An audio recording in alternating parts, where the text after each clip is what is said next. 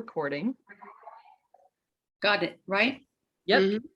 And now we will formally begin. Warwicks is pleased to host Dinitia Smith as she discusses her new book, The Prince, in conversation with Brooke Allen. Dinitia Smith is the author of 4 previous novels, most recently, The Honeymoon, a novel of George Eliot, and her short stories have been published in numerous magazines. For 11 years, she was a reporter at the New York Times, where she wrote on literary topics and intellectual trends.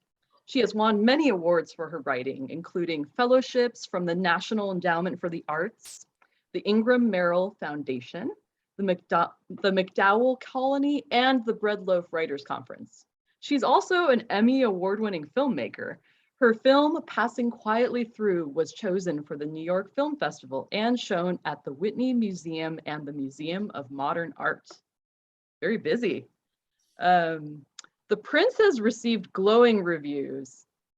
Some guy named Lee Child says, beautiful, elegant, and delicate at the sentence level, and wholly satisfying as a present-day story, this book's true delight is how, in both a literary and emotional sense, the past informs the present, and the present informs the past, like a Mobius strip lovingly crafted by a Swiss watchmaker. Love that quote. I do too. Boy. It's fantastic. It was one of the highlights of my career. Incredible. Dinitia will be joined in conversation by Brooke Allen. Brooke Allen is a writer and critic who has contributed to numerous publications, including the Wall Street Journal, the New York Times Book Review, the New Criterion, the Hudson Review, The Nation, and Commentary. She is author of several books, including Moral Minority, Our Skeptical Founding Fathers, and 2 collections of literary criticism. She taught literature at Bennington College and continues to teach in the Bennington Prison Education Initiative. Again, before I leave the screen, please do remember to use the comments to submit your questions. And after the conversation, I'll pop back on and convey the questions, and you'll see the link to order the book. So without further ado, Warwicks welcomes Dinitia Smith in conversation with Brooke Allen. Okay, Brooke. Yes, Dinitia. So I'm not sure. I don't think that Amanda mentioned this, but the Prince, your novel, is based on Henry James' novel, The Golden Bowl, from about 120 years ago. Am I right? And yeah, you're right. Yeah. yes, it's brought into the modern day. The plot has been modernized, and I wanted, first of all, because I know your lifelong passion for Henry James, I wanted you to talk a little bit about that and why. I know that, I think I'll go ahead and say this up front, I don't think you need to have ever read a word of Henry James to enjoy Dinitia's novel. It stands on its own very, very well. But for those of you who are Henry James fans, and those of you who would like to become a Henry James fan, I think Dinitia can tell you something about James and the genesis of her book. Well, thank you. First, why Henry James? I think you're asking. He is, his subtlety, his dealing with incredibly serious problems and secrets. I'm drawn to that. His solutions. This is the Golden Bowl, which is the genesis of this, my new novel, is a novel about secrets. And it is complex. The writing is it's difficult. And I love James because he takes me into another world, usually the turn of the century, the turn of the 20th century.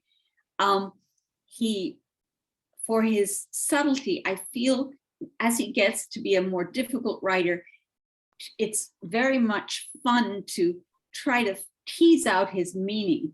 And it's like doing a puzzle.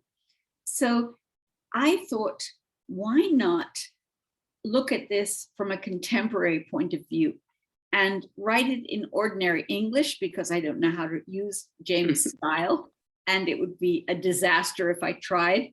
And I should add, whenever he infects my writing, it's just, the result is awful.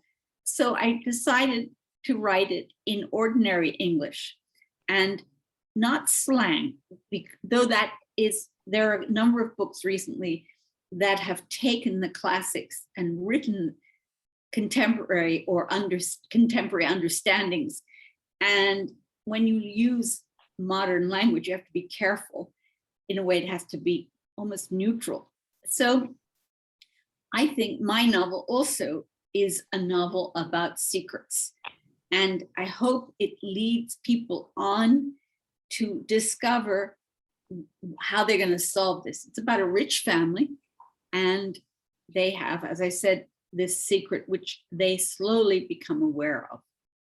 So, and James, many of his books deal with a secret. The protagonists don't know the truth, or two of the protagonists don't know the truth and gradually become aware of it. Yes, and I also wanted you to say a little bit about maybe the plot and the attraction of Henry James as for a novelist to base the plots upon. I mean, one of the things, it's true that his writing is very complex and you don't go there, but the plots tend to be crystal clear and symmetrical and beautiful. And what was that like, working with that kind of a It was difficult in a way. He gave me a scaffolding. I followed the subjects, but your question is, I think, how did I bring it into the modern world? I think. Yeah, I mean, I really just wanted, your comments on what it's like to have, is it the way he's able to take a complicated question and make a very clear scaffolding, a very easy plot. Was that fun to work with? What did you try to change? What didn't you try to change? Did you make things more? Yeah. I think I might not say that his plots are clear. Mm-hmm. I would not say that, having spent over a year reading and rereading his novel. There's his style, it's filaments of sentences. I think you have to weed the plot out. There is a symmetry to the plot. Yes, yes. And I stole that from him. But I think I have had to read and reread to find the secrets. And my novel, The Prince, I tried to follow that idea to make it about secrets, but I think this is his last complete novel. And as his career continues, his novels become more difficult. And that was a challenge. So I'm not sure I agree that it's clear. Yeah, okay. But maybe symmetrical is what I meant. It's symmetrical. Yes, yeah. It is. There's a beginning. In his case, the secret evolves. The novel is about a very wealthy family where a young woman is marrying an impoverished prince. So you should say, Dinitia, a young American woman is marrying an impoverished Italian prince. Exactly, you're quite right. Yeah. So you have the beginning, the marriage, but then the prince's old girlfriend shows up, and he had a passionate affair with her. And this woman is, once he is stunned when she arrives. They had broken up because neither had any money. And I should add that I was very interested in inherited wealth, so that my characters are really continuations of Henry James' novel, because his main character, the man, is basically probably a robber baron or a second generation. These characters in the 21st century they have inherited all this wealth. And I was interested to see what happened. So the symmetry of the novel is the old girlfriend arrives. She is in fact a childhood friend of the bride. At first, the prince tries to keep her away, but he can't. So they embark on an affair behind the back of his wife and his father-in-law, the robber baron or the inheritor. And as time passes, you begin to sense that they sense something is going on, but they never say you're having an affair with my husband. So the symmetry begins to evolve when the daughter arranges a marriage between her father, he's a widower, and her girlfriend. And the affair continues. And the character, the young woman who's married the prince, begins to sense even more that there is this terrible thing happening. And you begin to wonder, the reader wonders, how are they going to solve this?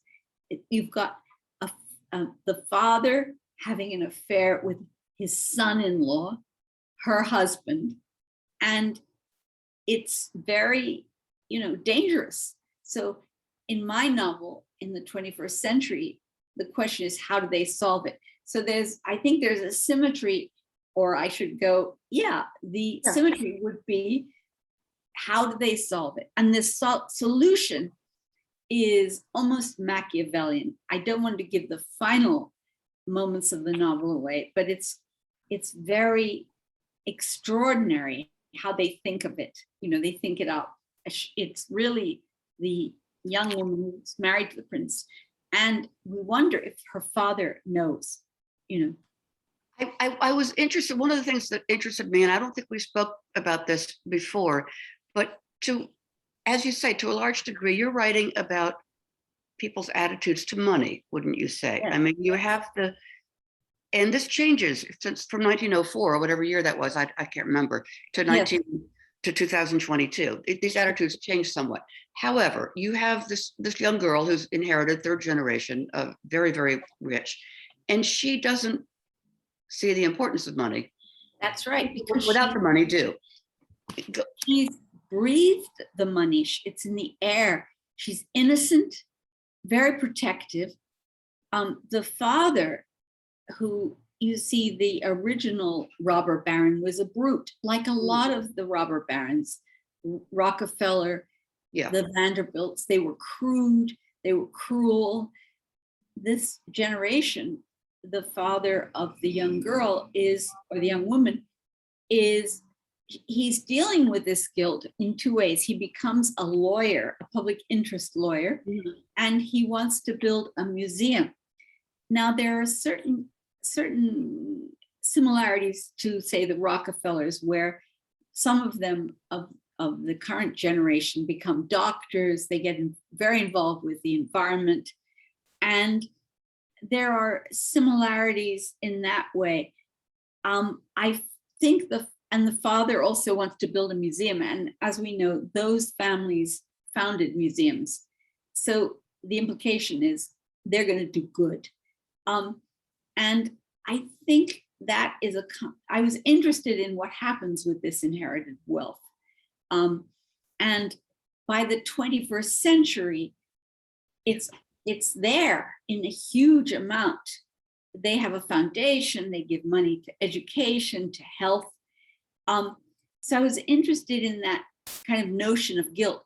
The young woman, the prince is broke, or he's very, he doesn't have any money. He works in a bank. His girlfriend, his previous girlfriend, never had any money either. And that's why they couldn't marry. And in the early 20th century, that it wasn't uncommon for European royalty to marry into wealthy American families. And that way, the family would get the cachet of a title, and the prince or the European count would gain money. So it was a bit of a repeat. I was able to find, for example, an Italian prince who had a food truck in California from which he sold pizza. So it was, the attitude towards money was intrinsic. And the young woman who marries the prince has been totally sheltered by this wealth. And one of the crises in the novel is she has to know, she has to understand evil. She has to cope with evil. It's the first time in her life. Her father has sheltered her. That's a crisis for her. Would you say, I mean, this leads to another question, which is, the great Henry James theme of the innocent American Yes. and the sophisticated, if not corrupt, European. Do you Yes. think that still applies in the 21st century? And does it apply to your characters? I don't know. I mean, surely to some extent it applies. Again, a lot of the European royalty, for example, in Italy, they have, some of them still have these palazzos, but because of the very great taxation on these places, they are to a degree in great need of money. They're also, they have a kind of landmark status, so you can't turn them into apartments. You can't. So what they do is they rent out rooms or they rent out the palazzo. And so this isn't uncommon. You find this in the UK too. Oh yeah, yeah. And so some have money, but this is very common. The Italian government taxes this very highly. And yeah. But you feel that the title of a prince, and of course, an Italian prince is more like a duke or something in other countries. You feel that still as meaningful? Is it still meaningful in the way that it was during Henry James's time? Well, I think, I don't know about marriage. I would guess marriage. The dress designer, Diane von Furstenberg, I don't know if he was a prince or a count, but I think in this country, the title has a little resonance. I think it means something. If I met a prince, I would definitely have a moment of interest. Yes, for sure. Yeah. Wouldn't impress me because we don't have titles in this country. And so I'm not sure I would call him Freddie. But Prince Charles, he's not impoverished. Oh, he's a major. That's a different story. I'm talking about a minor prince who's impoverished. That's a whole different world. Those people existed back in Henry James's day too, the impoverished. Yes, and marrying into the American family. Another question I think is interesting is that, Henry James, 1904, you couldn't write about sex, although clearly people had sex. Yes. He didn't say it in so many words. That's right. How are you able to, you have much more freedom, obviously, in that department. Is that helpful or not helpful? Well, I've said this before. I tell my students, don't write explicit sex scenes unless it's really intrinsic to the plot, because it becomes a plot device. And the other thing is, the inference of sexual passion is sometimes more powerful than describing the act. Yes, exactly. Yeah. Just the way it is with fear and terror, right? Yes, exactly. Yeah.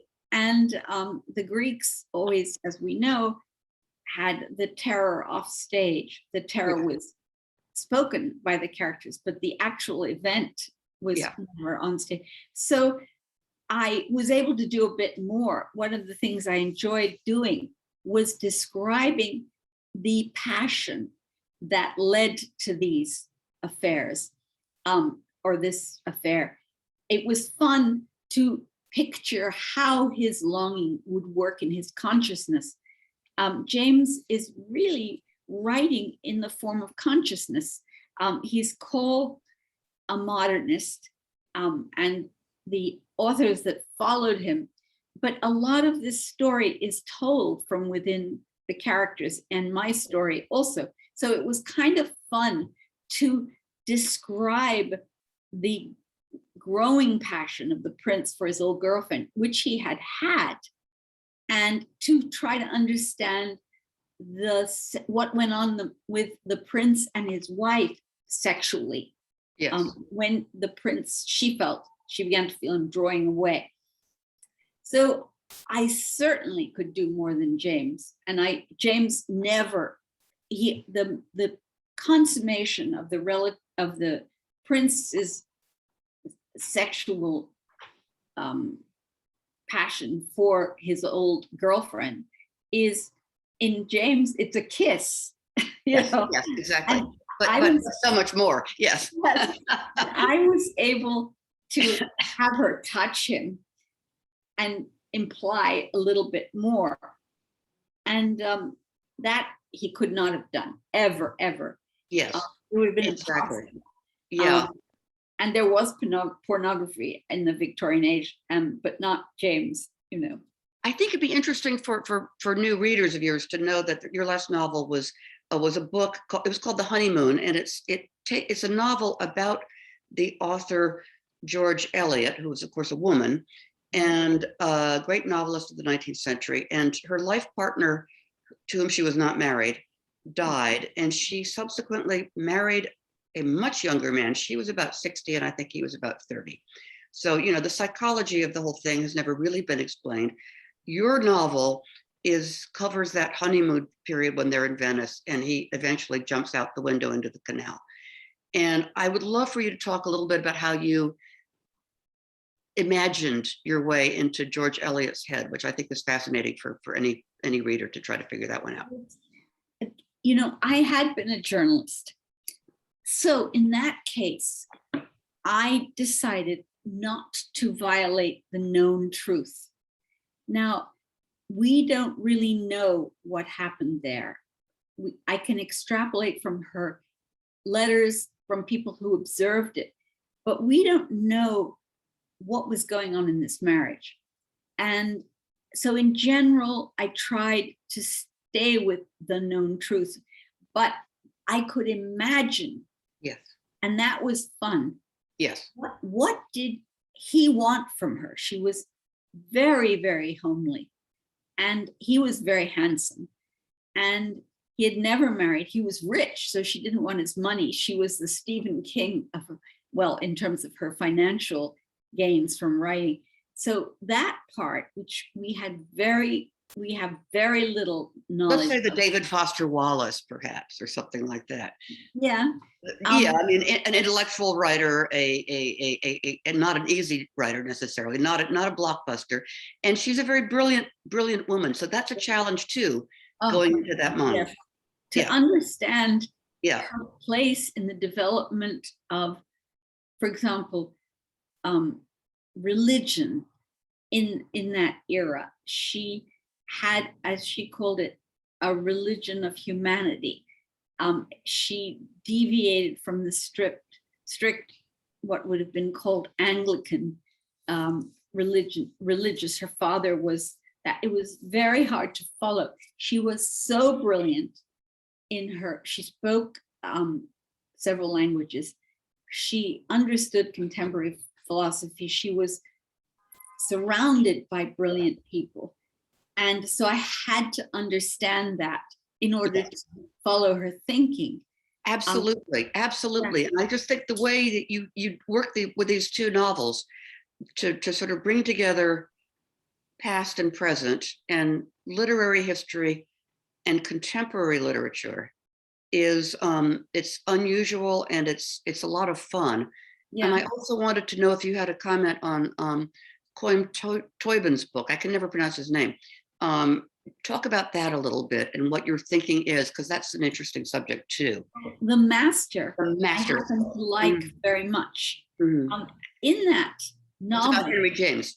Yes, it's about Henry James. The implication is that Henry James was gay, but probably didn't act on it. And at every stage of the novel, he begins with the great disappointment of his efforts to write a play. But at every stage, for example, a young male servant will approach him, and he doesn't say anything. He just stays away. I met Troy Bean at a party, actually. Oh, And yeah. yeah, I said to him, how come you didn't let Henry James have sex in this novel? And he said, there would have been no novel.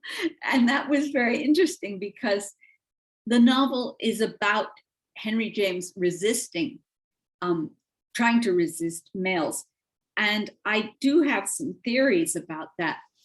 Henry James certainly had erotic feelings towards men. If you read his letters, he, I want to hold you in my arms. I long for you. And so it has been said by his biographers that he was probably gay. And I believe he probably started as a young man not being able to acknowledge his sexual orientation. My theory is, as he grew older and he had a social circle of many young gay men, that he may have, it's possible, fulfilled those desires. And I sometimes wonder if these novels, becoming more and more difficult, are stand-ins for his own desires. He could never write about being attracted to a man. No, certainly not. But yeah, but that was the era, and it wasn't just his own being held back personally. It was just the way it was. And of course, this book was written around the time of the Oscar Wilde trials, which really exploded the terror and fear of gay people of any kind. It would have made them even more frightened. And there were a lot of raids at that time too. Yes, it was a terrible time. So I see him writing against that background. Proust was doing it in a funny way, more obviously, Well, you could say a lot more in France than you could in England or America, always. And you called it, his characters Albertine. Right. Which so I wondered if James's writing of longing, of, the passion that existed without expression too much, was his effort to express his own passion. If these characters were a stand-in in some way. Yes. For example, at the time he wrote this, he was friends with an Italian count who was an art collector, who lived with his mother, and he was just one of his circle. And, I wondered, was he really talking about his own feelings? Were the novels an expression of his own feelings? And thus became more difficult, because again, they are hard to penetrate. A lot of his novels have secrets, and this prince, the Italian prince, I wondered if he was a stand-in for the count. Yeah. And so that was, but I didn't come to a firm decision on this, but I suspected it. Can I ask you something else? Because you have had before you came to this kind of writing, you did have a career as a filmmaker. Yeah, I think you told me once that you stopped because you had children and it was all too difficult. But how did the kind of work you did as a filmmaker, how does that bleed into the kind of imaginative work you do now? Well, it does. For example, I enjoy setting the scene. I see the scene. By the way, Henry James doesn't give us much of the physical aspects of his scenes. He will mention, there is a scene where the people sort of talk, by the way, they don't ever tell the full story, but I enjoyed setting the scene. I did research into the scene. So there's that aspect of the film world. And also then they speak in the scene like actors. Yeah. So that was an influence for me. With film, it's very visual. I enjoyed some of The Prince is set on an island which resembles Gardener's Island in Long Island Sound. The families are not the same. So I enjoyed doing that, you know, what kind of birds they had. In fact, I should hold up the cover, which is an egret.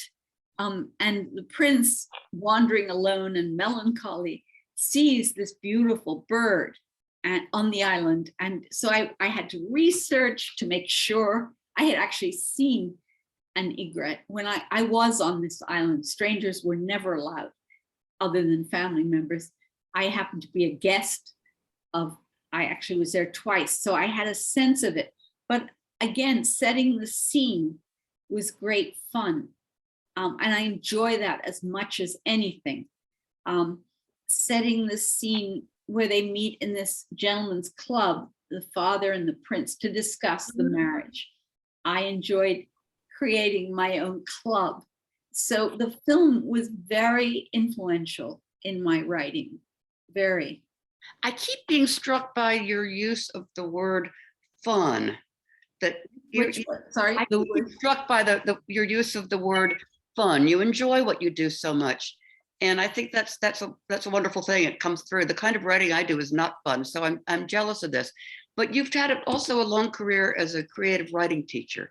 yes. And have you found it that you've enjoyed communicating that writing is not just slog work, but fun?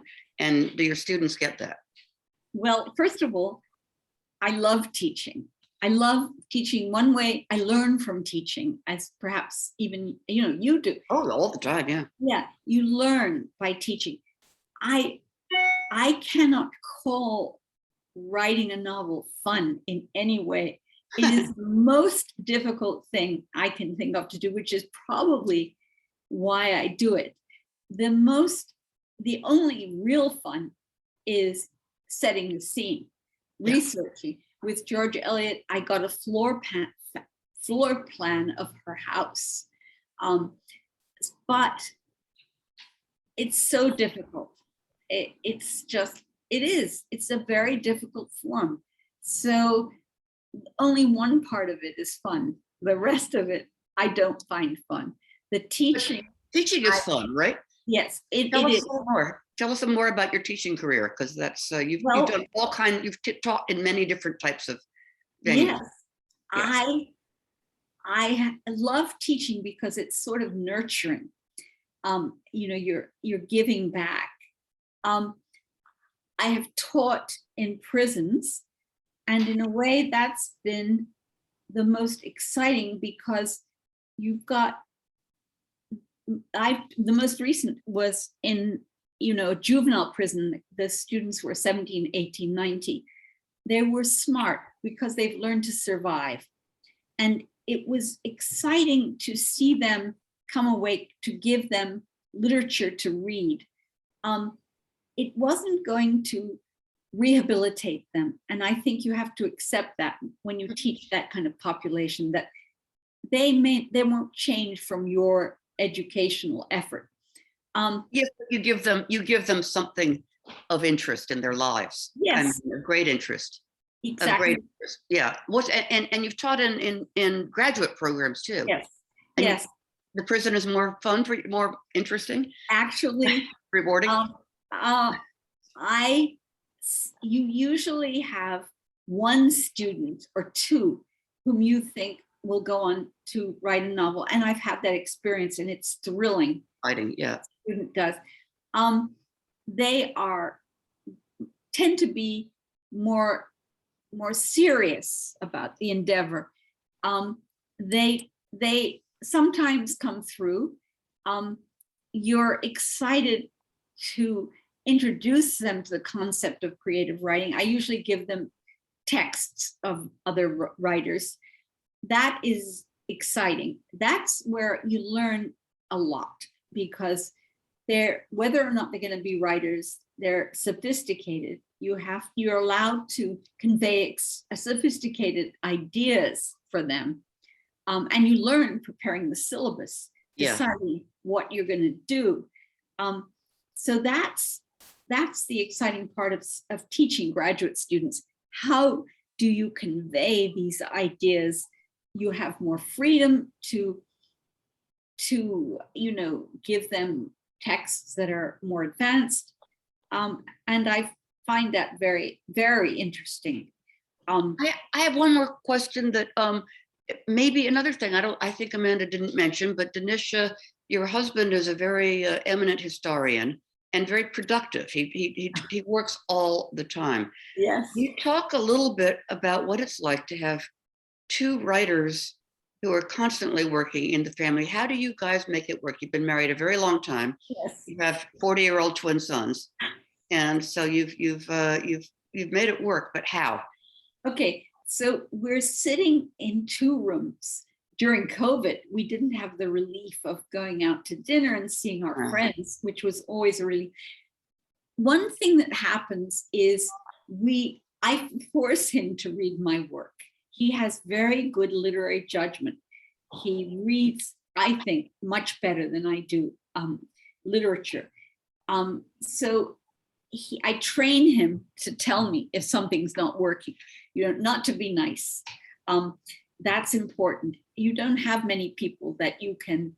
No, that's very hard. It's a big ask to get people to not be nice. Yes. And I had to train Brooke, who read The Prince. Brooke, I've got to know, don't be nice to me. My husband, it's rather exciting to watch him write a book because he will share with me an idea now and then. I find it extremely interesting. At this moment, he's writing about World War II veterans, a sort of counter narrative to the Greatest Generation. He'll tell me this, stories about these returning veterans who are just shattered by their experience. He'll tell me things I didn't know, the increase of alcoholism and divorce, the birth of the juvenile delinquent, phrase, because if those soldiers who had children before they went away, they come back and the kids now have to obey them. And an increase of all things in lobotomies, because some of these guys were just shattered. So I like hearing about that. What happens when he writes a manuscript, or when he's got a first draft, he will let me read it. He doesn't really like it, but he always lets me read it. So what happens with that is he's a very good writer, and not all academics are, right. But he will occasionally refer to something like the War of 1812.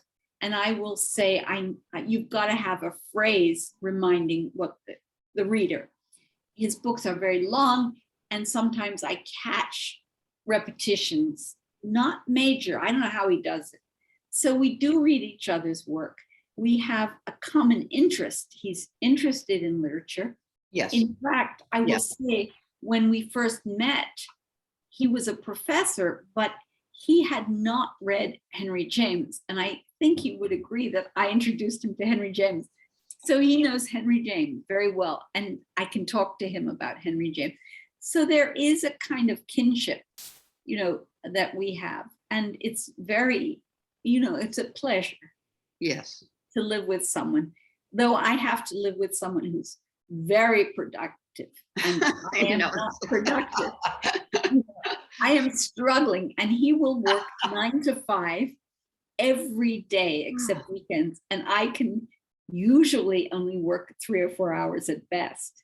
And then that's intense. Yeah. That's So really intense. that's what it's like. I couldn't write like that. I envy him. So there he is. And here is Amanda. And here's Amanda. Yeah. Do you have more questions, Brooke? Or I would have just one more question, which I think Dinitia led into very naturally, which is that often people are interested to hear about a writer's process. And would you want to just tell us a little bit about that? Yeah. In the first 3 novels, the first 2 novels, I started out with an image, an incident. The first novel, which was about political radicalism in the 60s and 70s, I had been in Detroit as a journalist, and the cab driver said, where are you from? I said, New York. And he said, I had someone, a passenger, and he insisted on on me driving him to New York from Detroit. And he had the money. I said, what was he like? He was very well dressed, except he didn't wear any socks. So this struck me. What was this guy doing? Why did he want to drive to New York? Was he afraid of planes, or was there some other reason? So that started with an image. The second novel started with an image of a girl in a loft in the lower Manhattan being watched from a window. I took elements of from the street. I took elements of my own life, but that image fascinated me. So what do? I have an image usually. I had, in a sense, George Eliot in Venice on the honeymoon. And I saw her coming in from Mestra, or from you get to Venice in a boat, I believe. And I had an image of her in the boat with this young man. And I had an image of him loving her and being good to her, but pulling away from her. With Henry James, I can't really say I had an image. I had a feeling. Again, I think most families have a secret. And, there's a crazy uncle, there's a brother who did time in jail, or something they don't talk about. What happens when that secret comes to the surface?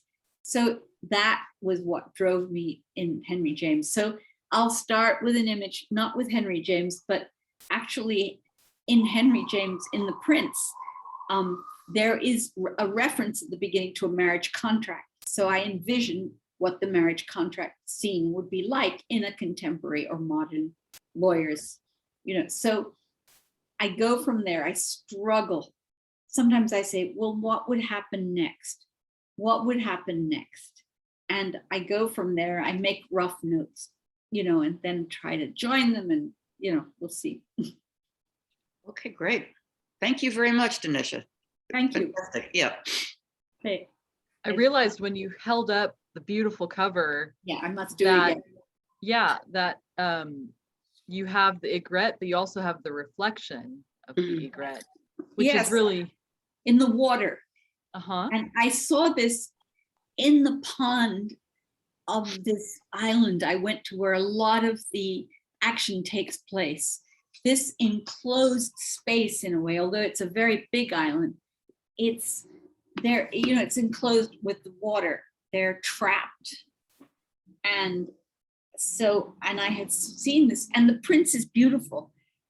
And so is the woman he wants to have the affair with. So I kind of saw this aigrette, which is my favorite cover of any of my novels.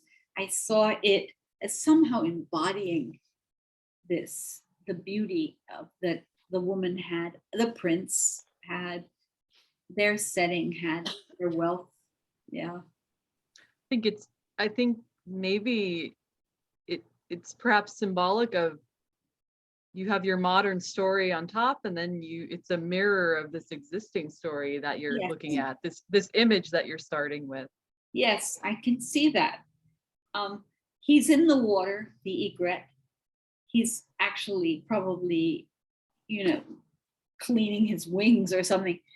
But there's also kind of vanity there, I think. And it was presented to me. I didn't ask for it. The designer presented it, but it just fit. It seemed right. Yeah. So this is a modern retelling of the Golden Bowl, and your previous book is fiction based on real events. Right. In George Eliot's life. Which was harder? I'm curious to hear. Well, the George Eliot book, The Honeymoon, was much harder because I had to understand the philosophy, the philosophical breakthroughs. Again, that's the world she lived in. She, wrote Daniel Deronda, which was about Judaism.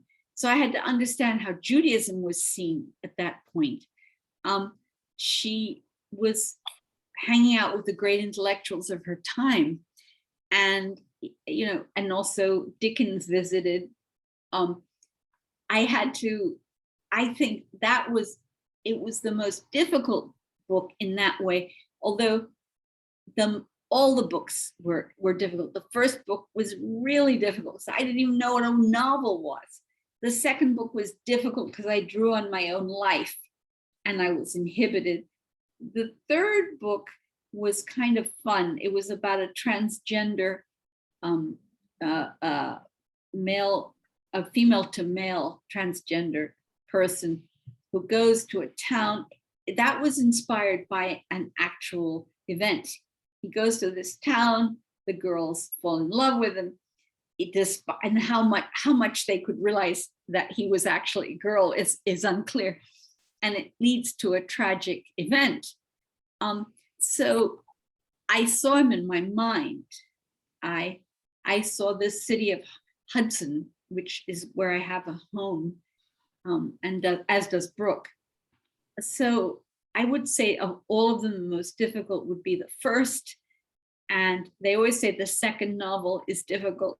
So, but this was in a bizarre way the easiest, because, it only took me about a year and a half, which isn't too easy, but because I had a scaffolding and I tried to follow it. So. Just a couple more quick questions for both of you. If you're at liberty to discuss, what are you both working on now? Or do you have projects? Brooke is doing something interesting. I'm actually having a good time right now. I'm doing various freelance things, but I'm also ghostwriting a memoir for a friend who's a Broadway costume designer of many years standing, and she's done hundreds of Broadway shows, operas, on and on. She's worked with everybody from John Gielgud to the present day. She's designing a show that's opening on Broadway next month with which show is that, Brooke? Plaza Suite with Matthew Broderick and Sarah Jessica Parker. That's right. So we're having a good old time going through all of her memories and clippings and photographs and drawings. Her name is Jane Greenwood. So that's what I'm doing right now. It's fun. That sounds awesome. Yeah. I've seen part of it. I've seen a rough draft, I thought it was pretty good. Yeah. It's great fun. Yeah. It's so much fun to hear behind the scenes or to read what these great actors are like. It's just wonderful. You can't put it down. And so as for me, I am working on the publicity for the book, which is actually quite a lot of events. I'm not really writing anything now. I have a few things floating in my mind, but I wish I were. But it's not happening at the moment. I love talking about the Prince, actually, especially with Brooke, being interviewed with Brooke, by Brooke. So it's taking some time, and it's fun to talk about it. So it was a great conversation. Thank you. Thank you very much. Thank you both. Are you both on social media? Can people follow you? Are you, Brooke? I don't know. Actually not. Okay. I'm on Facebook, but I never post anything. That's all right. Except reprints from the Washington Post, or I don't know. No, I'm not actually. Just curious. Yes, there is, no doubt. Well, I'm on Facebook, but I don't really know how to use it. Somebody had to show me. I can put the cover on Facebook, but there's so much I don't know how to do. I certainly don't know how to use Instagram. I certainly don't know how to use TikTok, which is apparently driving the reportage of the Ukrainian war. And right. It's amazing. I like to watch it, but I have no idea how to use it. Same. You too? Oh, no. TikTok? I like looking at it. It can be very funny, but I don't know if other authors, Brooke, are you? No, I don't do anything like that. No, no. I don't have enough good years left to waste any of it on social media. That's sad, but It it's, is. I'm too much of a, I can't do it. I'm techno challenged. Yeah, Luddites, that's what I'm saying. Luddites are welcome here. I can't even look at TV when my husband is away. Yeah, her husband is a very well-known photographer, and he can do anything. You can do all those things. Yeah, he really can. Last night I couldn't watch TV because he wasn't there and I couldn't figure it out. Oh, that, you see, I consider Brooke to be very brilliant, and every time I hear that, I feel very, gratified. If she can't do it, I can. I mean, I can't do it.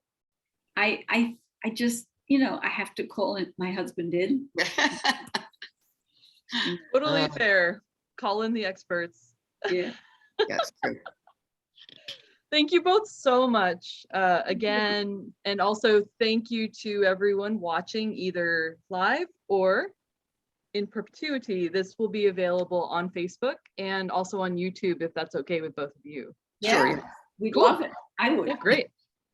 And with that, I will cut off the stream, but please out there, consider purchasing The Prince through Warwick's or your favorite independent There bookstore. it is. My Beautiful, egret. My beautiful book. Right. Yeah. Yep. Okay. Thank you. Take care. And we'll be in touch, right? Okay. Thank you, Amanda. Take care. Bye. Bye.